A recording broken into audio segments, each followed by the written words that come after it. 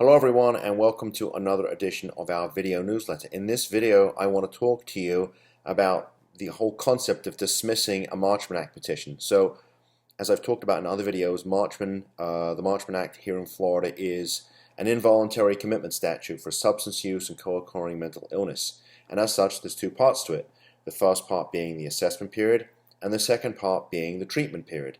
So normally what happens is we get a court order for assessment, and if it's done on an emergency basis, the person is then picked up by law enforcement, taken to a receiving facility, held for 5 to 7 days, and then after that we make a request by filing a petition for treatment services, a request for a hearing, so the person can be sent to treatment up to 90 days.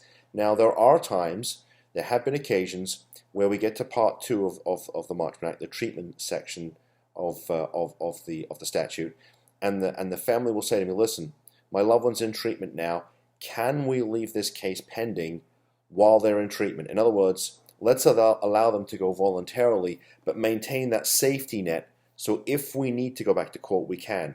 And I have done that on occasions. I don't necessarily recommend it, but there are times when that is appropriate for a number of reasons that I'm not going to get into in this video.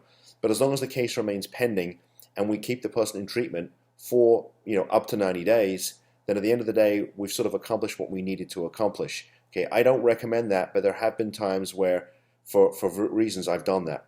Where I think things can get sticky is where the family does part 1, which is the assessment, and they say, okay, my loved one seems okay, they're in treatment now, and let's dismiss the Marchman Act, it's done its job.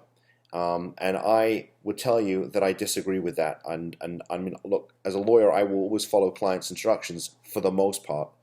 But as a general rule, I think that's a terrible idea. If you've got a loved one who has been dealing with substance use and co-occurring mental illness for 5 or 10 years or even longer, and you've seen them go into multiple treatment centers, you've seen relapses, you've made trips to the emergency room with them, if you called 911, the whole idea they can get well and maintain recovery after 5 to 7 days of assessment and stabilization and detox if they need it, doesn't hold water. Okay, the idea that somebody can do this on their own, frankly, is a pipe dream. If that can be done, and I've heard it can be done, I've never personally seen it, so it's not something I would recommend. So look, if you're going to do the Marchman Act, and I get it, it's a serious commitment of time, of energy, and certainly money. You got to see this thing through. Okay, otherwise, you and I are going to be having a conversation in 30, 60, or 90 days about redoing it. And while I love repeat business, my goal always is to do it once and once only, so that you can, finally get past this whole idea of being sick and tired of being sick and tired, right? You're tired, I get it. You're emotionally drained. I want to help you to do this one time and one time only. With that said, take care and be safe.